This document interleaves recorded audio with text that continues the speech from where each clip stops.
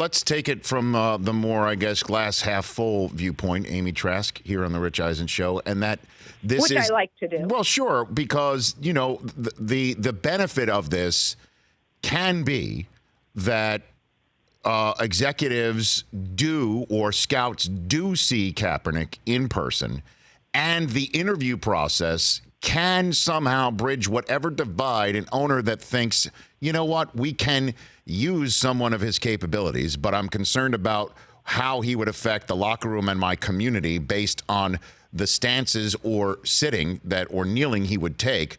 That bridge gets divided through the interview process that's part of Saturday. Let's just one can hope. Okay, so let's take that. Now, the issue, though, of scrambling the Jets to get somebody to this event, of note that you are indicating we're taking this seriously. How would you, as a front office executive, let's just say you and have an owner and you are of the mindset of like, I want to handle this, I want to see this in person, or I want to have somebody of note. What logistical issues are there to be told about it just a couple of days in advance in a week 11 of an NFL season?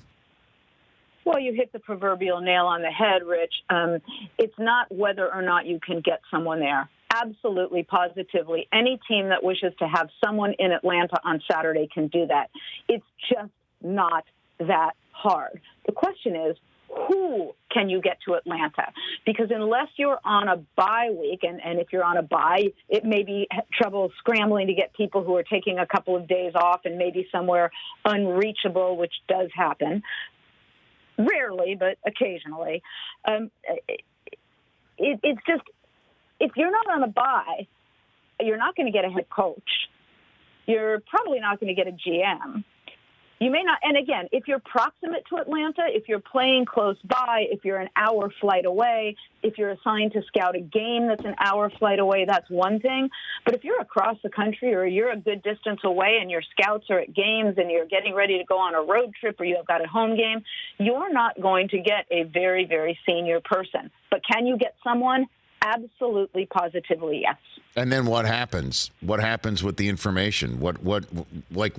Let's just say your team is playing a Week 11 not proximate to Atlanta, and your HC, or you're on a bye week, and the HC or the general manager have already made plans to be in Bermuda because they knew their bye week would be right here, and it's a 10-week slog to get to that spot. I don't know. I'm just throwing stuff out there. What do you do with the information? How do you take it in and actually use it to your benefit to maybe hire Colin Kaepernick? Well, that's going to be team specific, and every team does this differently, and that's not an effort on my part to equivocate or, to use a football term, to punt.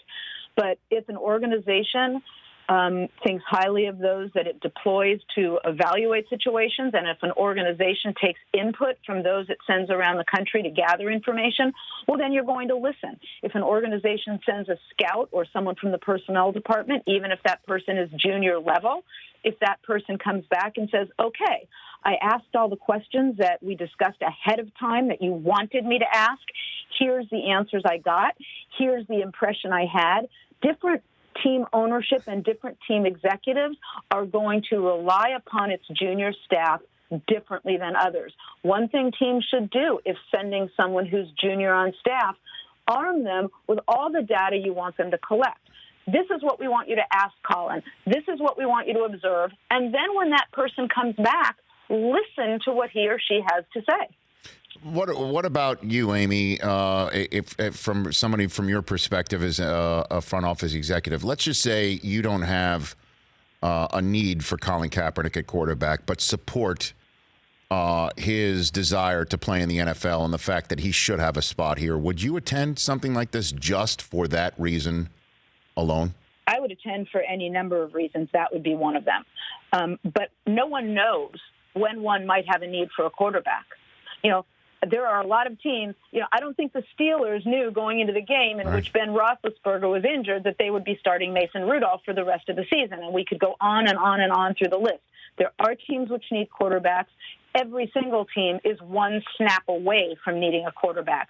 So, yes, I would send someone for the reason you identified, but I would also send someone for football reasons. And then what goes on in a front office where somebody might sit around and say, you know what, this is just a problem with our fan base, or I'm afraid of a problem of our fan base. Is there some sort of work that can be done locally, just polling, something along those lines, to try and get through all that up? This is what I suggested at the outset of this issue. We live in a time right now where everybody is treating things as binary, and it's yes or it's no, or it's up or it's down, when things need not be binary. What I would do is I would hold a proverbial town hall.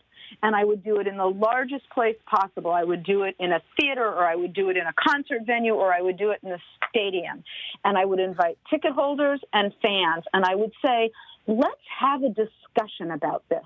And let's use this as a moment in society to learn how to exchange thoughts in a reasoned and reasonable manner. And you know what?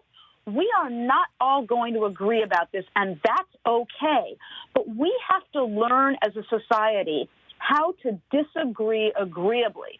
So I would turn what many teams are looking at as a negative into a positive, which is, how do I use this moment in time to embrace our entire fan base and say, let's lead the way in showing people how to disagree agreeably.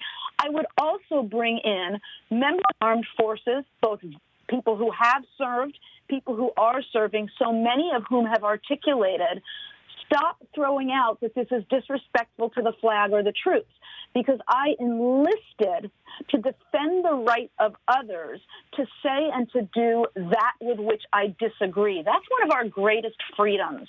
So I would use this moment in time to try to change the way we address disagreement. For more of The Rich Eisen Show, tune to Audience Channel 239 on DirecTV for free on BR Live, or download the Rich Eisen Show app.